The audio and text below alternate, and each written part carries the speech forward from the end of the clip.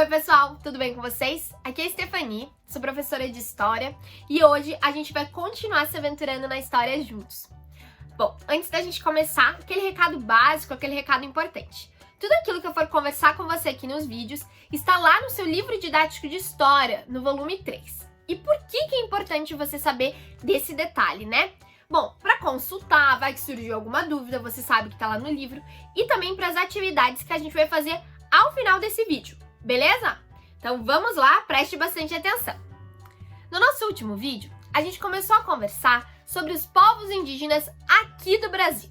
E é importante a gente lembrar algumas coisas que a gente falou lá naquele vídeo para dar continuidade nesse, beleza? Então vem comigo.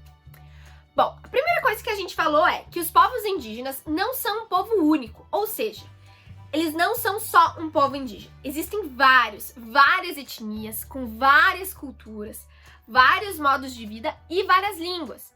E que antes, né, quando os portugueses chegaram aqui, existiam muito mais até do que existe hoje. Hoje em dia a gente tem menos e a gente vai entender algumas coisas do porquê que isso aconteceu no vídeo de hoje. Mas é importante a gente lembrar disso, que os costumes, eles não são únicos para todos, né? Eles vão mudando de etnia para etnia, de grupo para grupo.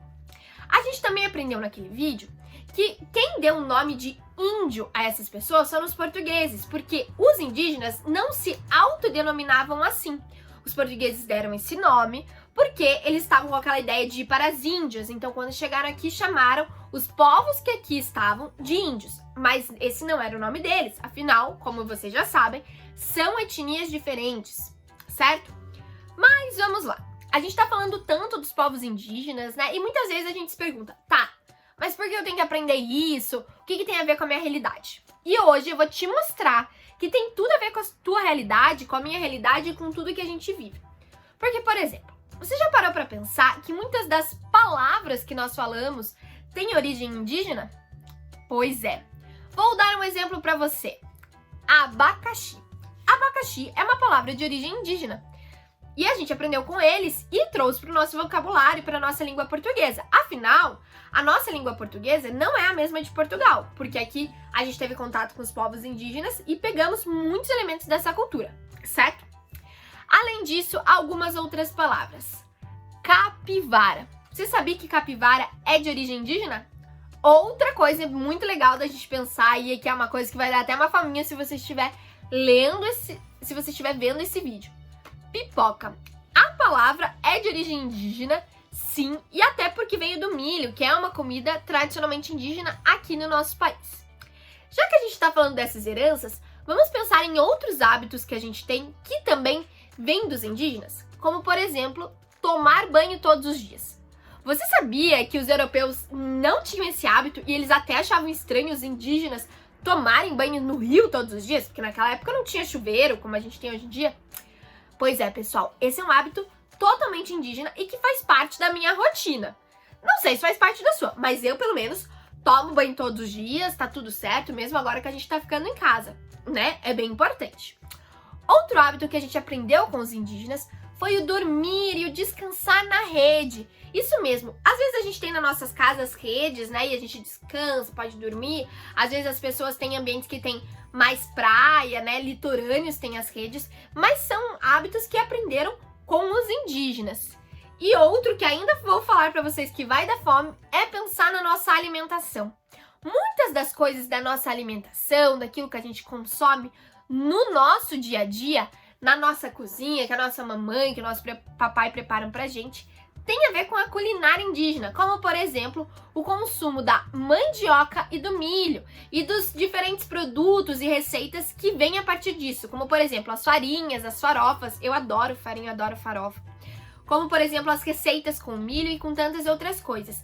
E isso nos ajuda a perceber a influência indígena no nosso dia a dia, na nossa vida.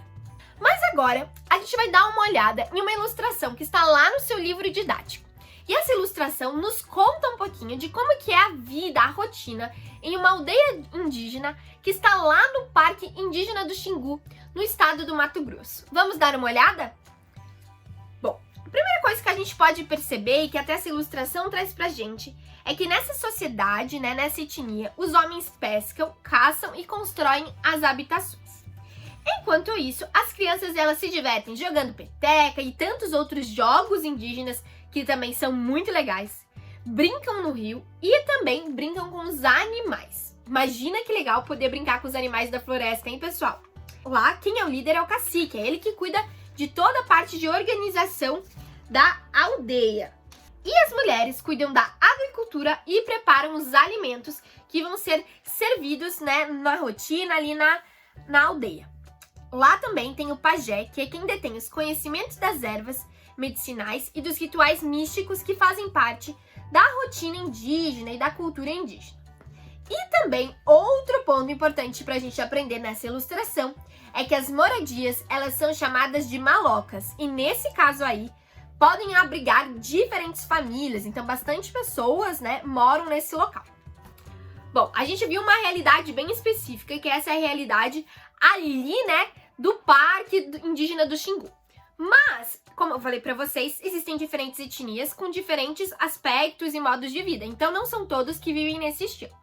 Um exemplo é, lá no Parque Nacional do Xingu, as pessoas, né, os indígenas, eles moram todos juntos ali numa maloca, que seria aquela casa grande, aquela habitação grande. Mas nem todas as etnias, nem todos os grupos acontecem isso, muitas têm suas habitações separadas. Então depende bastante de cada etnia, de cada região também. Mas agora a gente vai voltar um pouquinho lá no passado e vai entender quais mudanças que os europeus trouxeram para a vida indígena. Porque afinal, os indígenas já estavam aqui há muito tempo, vivendo seu estilo de vida, né, fazendo suas diferentes rotinas e obrigações. Quando chegam os portugueses, chegam esses europeus de uma terra totalmente distante, com roupas diferentes, com barcos grandes e mudam a realidade, né, daquilo que estava acontecendo aqui. Porque os portugueses chegam e falam, ei, essa terra aqui vai ser nossa, né? E aí se torna a colônia lá de Portugal. Mas eles não respeitam a vida que os indígenas estavam tendo aqui, né? Porque os indígenas já eram dono dessa terra há muito tempo antes. Então os portugueses chegam e pegam essa terra para eles. E quando eles fazem isso, eles acabam mudando totalmente a vida dos indígenas. Como, por exemplo, acabam capturando alguns deles, né? Vários acabam sendo capturados e acabam virando escravos e se tornam escravizados dos portugueses aqui por causa do pau-brasil e de tantas outras coisas, então muda totalmente essa realidade. E também começam a existir exploração daquelas terras que eles estavam acostumados a morar, né? E muda totalmente a lógica de vida daquilo que eles estavam. Eles plantavam para comer, por exemplo, e agora não, eles vão ter que plantar porque os portugueses querem. Então isso muda a lógica de vida. Nesse momento, muitos indígenas, muitos grupos e etnias também acabaram deixando de existir, porque os portugueses vieram, acabaram trazendo doenças e tantas outras coisas que acabaram mudando a vida dos indígenas que aqui viviam. Então é por isso que hoje em dia a gente não tem tantos números, né, que existiam de etnias como lá do passado. Ainda a gente tem, mas não são tantos. E aí se torna importante a gente entender que existe essa preservação, que existem terras no nosso país que são destinadas a esses povos para que eles vivam o seu estilo de vida e não o estilo de vida que os europeus trouxeram.